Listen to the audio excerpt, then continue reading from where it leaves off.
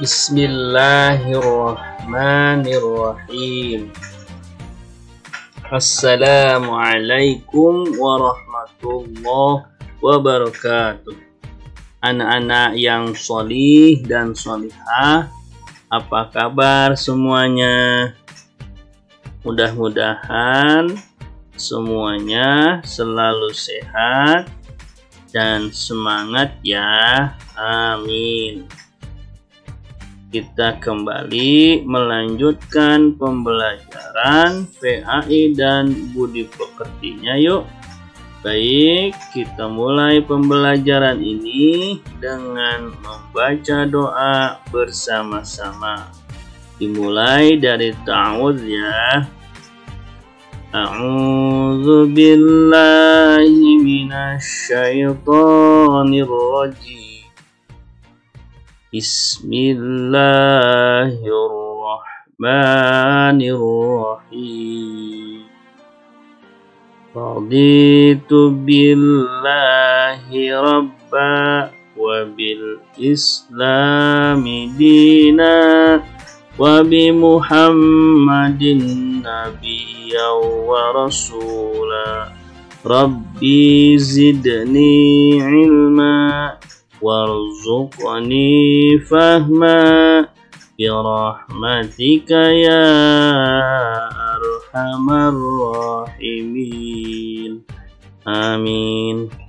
Anak-anak yang sholih dan sholihah, pembelajaran PAI di semester 2 ini kita mulai pada pelajaran 7 ya, yaitu tentang sikap berani.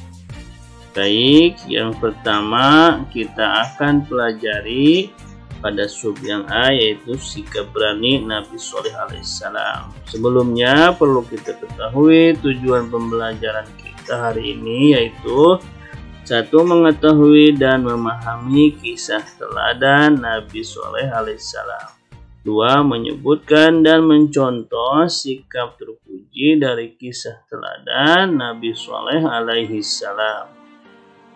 Anak-anak yang sholih dan sholihah, kita simak cerita kisah teladan Nabi Shalih alaihissalam berikut. Yuk disimak dengan baik ya. Kisah Nabi Shalih alaihissalam. Nabi Shalih berasal dari keluarga terpandang di kalangan kaum Tsamud. Kecerdasannya menonjol, baik hati dan ramah, pandai bergaul, serta sabar dan disukai oleh kaumnya.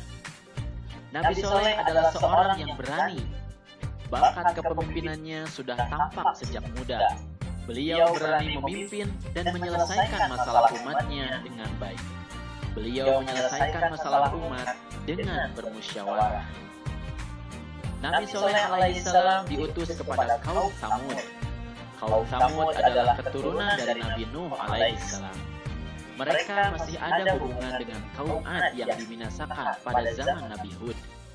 Oleh karenanya, tidak aneh jika kaum Tsamud memiliki kecerdasan yang luar biasa seperti kaum Ad, terutama dalam bidang arsitektur, peternakan, pertanian, dan perkebunan. Pada awalnya, kaum Tsamud beriman kepada Allah Subhanahu wa Ta'ala karena belajar dari kaum Ad yang dibinasakan karena tidak taat kepada Rasulnya. Akan tetapi, setelah beratus-ratus tahun kemudian, mereka disesatkan oleh setan dan mulai menyembah patung berhala. Allah Subhanahu wa Ta'ala pun tidak membiarkan manusia berlarut dalam kesesatan. Akhirnya, Allah Subhanahu wa Ta'ala mengutus Nabi Shalih untuk mengembalikan kaum Tsamud ke jalan kebenaran. Setelah mendapat petunjuk-petunjuk dari Allah, Nabi Shalih alaihissalam yang merupakan utusan Allah mulai berdakwah, mengajak kepada kaum Tsamud untuk menyembah kepada Allah Subhanahu wa Ta'ala. Akan tetapi, sebagian besar kaum Tsamud menolak ajakan Nabi Shalih untuk kembali ke jalan Allah dengan alasan bahwa sesembahan mereka adalah sesembahan nenek moyangnya. Hanya sebagian kecil saja yang menerima dakwah Nabi Shalih untuk beriman kepada Allah, terutama dari golongan miskin dan lemah. Para pemuda kaum Tsamud pun marah. Mereka tidak ingin kaum Tsamud mengikuti dakwah Nabi Soleh. Mereka menginginkan mereka tetap menyembah berhala. Akhirnya, untuk meruntuhkan wibawa Nabi Soleh, mereka menantang Nabi Soleh untuk menurunkan mukjizat yang mereka yakini Nabi Soleh tidak akan dapat membuktikannya. Nabi Soleh pun menuruti permintaan mereka dengan syarat bahwa mereka harus beriman kepada Allah. Lalu mereka pun pergi ke atas gunung. Dengan penuh pengharapan, Nabi Soleh alaihissalam berdoa kepada Allah Subhanahu wa Ta'ala untuk menurunkan mukjizat. Akhirnya, Allah Subhanahu wa Ta'ala pun mengabulkan doanya Nabi Soleh. Allah mengeluarkan unta dari dalam batu. Unta itu besar, gemuk, berbulu tebal, serta hamil 10 bulan. Kaum Tsamud pun terkejut akan mukjizat Nabi Soleh alaihissalam. Mereka memang ahli memahat, tapi mereka kagum bahwa unta yang sangat indah ini adalah asli, bukanlah sebuah pahatan. Lalu Nabi Soleh pun memerintahkan kepada kaum Tsamud untuk menjaga unta ini. Jika tidak, maka nantinya azab Allah akan datang. Nabi Soleh pun meminta kaum Tsamud untuk mengutamakan unta itu dalam memberi makan dan minum. Unta itu pun bebas berkeliaran di tengah-tengah kaum Tsamud. Pada saat unta itu hendak minum di sumber mata air, semua ternak menyingkir seolah-olah mempersilahkan unta tersebut untuk minum. Air susu unta itu pun cukup untuk memberi makan orang-orang setiap hari. Mereka boleh memerahnya, tapi tidak boleh mengganggunya. Akan tetapi, mukjizat Nabi Soleh ini tidak menjadikan para pemuda kaum Tsamud beriman. Meskipun hal tersebut membuat Nabi Soleh semakin disegani dan semakin bertambah orang yang beriman, mereka tetap berpegang pada sesembahan nenek moyangnya. Akhirnya, para pemuda pun mengadakan pertemuan untuk menghentikan dakwah Nabi Soleh alaihissalam, dan mereka pun sepakat untuk membunuh unta tersebut. Lalu mereka mengutus para penjahat yang kejam untuk membunuh unta tersebut. Setelah itu, mereka mengumumkan bahwa unta Nabi Soleh telah mati, berharap kaum Tsamud yang telah beriman kembali ke agama nenek moyangnya. Akan tetapi, kaum Tsamud justru bersedih karena tidak bisa meminum susu unta tersebut dan takut azab Allah akan datang. Para pemuda pun datang kepada Nabi Soleh dengan angkuhnya. Mereka menantang Nabi Soleh untuk mendatangkan azab yang dijanjikan. Akan tetapi, Nabi Soleh memberinya waktu selama 3 hari untuk bersenang-senang, menikmati hidup, karena setelah itu azab Allah pasti akan datang. Nabi Soleh memberi waktu 3 hari agar memberi kesempatan supaya mereka menyesali perbuatannya. Akan tetapi, orang-orang kafir itu justru menunggu-nunggu azab apa yang akan terjadi, sambil gelisah karena takut azab tersebut benar-benar datang. Akhirnya, para pemuda pun sepakat untuk membunuh Nabi Soleh alaihissalam agar azab itu tidak jadi datang. Mereka mengutus kembali para penjahat kejam yang telah membunuh unta Nabi Soleh untuk membunuh Nabi Soleh.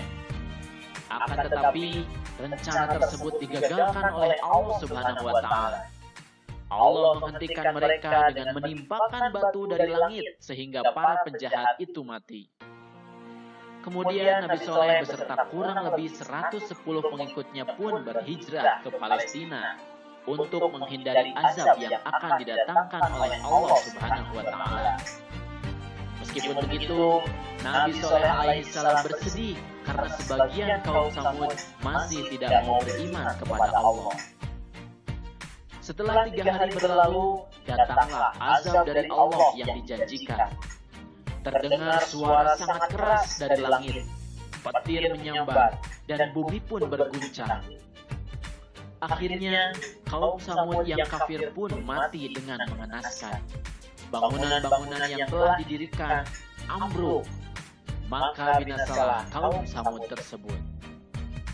Sampai saat ini, kita masih bisa melihat bangunan-bangunan yang didirikan kaum Samud tersebut berada di Saudi Arabia. Anak-anak yang sholih dan sholihah, dari kisah teladan Nabi Shaleh alaihissalam tersebut banyak pelajaran yang bisa kita contoh. Di antaranya, Nabi Shaleh alaihissalam selalu taat pada Allah Subhanahu wa Ta'ala.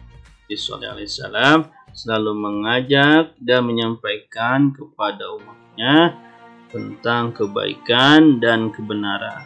Nabi Shaleh alaihissalam menyelesaikan masalah umatnya dengan cara yang baik, yaitu dengan musyawarah. Nabi Shaleh alaihissalam selalu berani dalam hal kebaikan.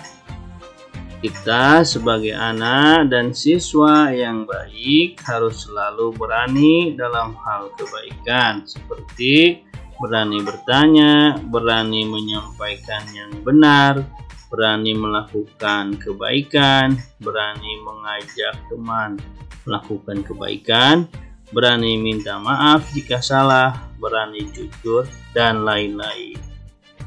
Demikianlah pembelajaran kali ini.